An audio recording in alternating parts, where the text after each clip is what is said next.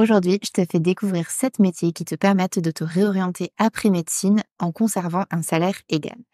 Numéro 1, c'est l'audit médical. L'audit médical, ça combine des compétences médicales avec des compétences en gestion de la qualité des soins de santé. Les auditeurs médicaux, ce sont des professionnels chargés d'évaluer et de surveiller les processus et les pratiques médicales pour s'assurer qu'ils sont conformes aux normes de qualité et de sécurité. Pour devenir auditeur médical, en général, il faut suivre une formation en gestion qualité et en audit médical en plus de ta formation de médecin. Numéro 2, tu peux t'orienter en conseil en organisation ou en stratégie pour les établissements de santé.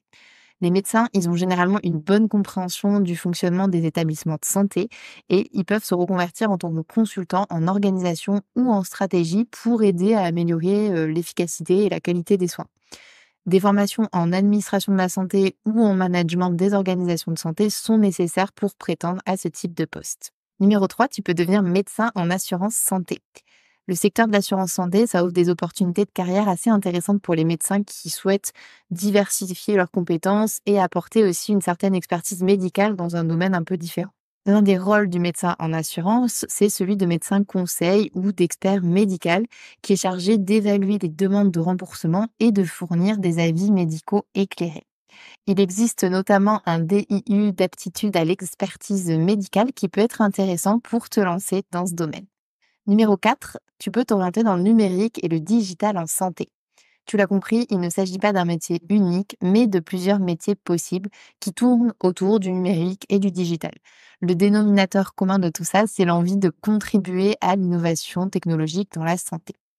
Pour exercer dans ce domaine, il est pertinent de compléter ta formation médicale avec des formations un peu plus orientées techniques.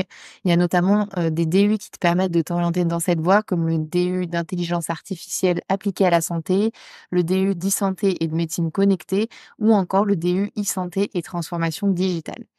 Même si c'est une belle formation, elle te semble bien loin de tes études médicales, tes compétences médicales combinées à ce nouveau bagage, elles seront quand même très appréciées dans ce secteur. Numéro 5, tu peux t'orienter dans les ressources humaines. Tu peux par exemple devenir directeur des ressources humaines dans un hôpital, dans une clinique ou encore dans un établissement médico-social comme les EHPAD. Pour ce type de réorientation, il y a quand même une formation spécialisée en gestion des ressources humaines qui est nécessaire. Numéro 6, tu peux choisir l'expatriation dans un autre pays. Les conditions de travail et les rémunérations, elles sont souvent attractives dans les autres pays que la France. En tant que médecin français, tu peux notamment obtenir une reconnaissance de diplôme pour travailler dans tous les pays membres de l'Union européenne. Il y a également quelques pays hors zone UE pour lesquels des reconnaissances de diplôme sont facilitées, comme par exemple la Suisse ou encore le Québec. Donc si ça t'intéresse, il existe notamment un groupe privé sur Facebook qui s'appelle «Les médecins français sont des pigeons voyageurs», sur lequel tu peux retrouver toutes les informations dont tu as besoin par pays.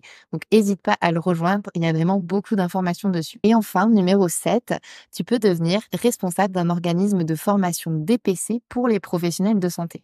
En tant que responsable de ce type d'organisation, tu continues finalement à aider et transmettre, mais sous une autre forme, en permettant à tes confrères, à tes consoeurs, de maintenir et d'améliorer leurs compétences. Tu es d'autant plus légitime parce qu'en tant que médecin, tu es issu du terrain et tu connais les problématiques, mais également les besoins des professionnels de santé en termes de formation. Si cette orientation t'intéresse, tu peux trouver toutes les informations au niveau de l'Agence nationale du développement professionnel continu. On arrive à la fin de cette vidéo. Sache qu'il y a de nombreuses autres possibilités d'évolution ou de reconversion pour les médecins et notre bilan de compétences peut t'aider à faire le point sur la filière qui pourrait te convenir. Fondé par des soignants pour des soignants, Med Reconversion, on est à tes côtés pour t'aider à concrétiser ta reconversion professionnelle. Donc n'hésite pas à prendre rendez-vous dès aujourd'hui avec nous pour qu'on puisse te fournir toutes les informations sur les avantages que nous pouvons t'offrir à travers notre bilan de compétences qui se déroule sur 12 semaines.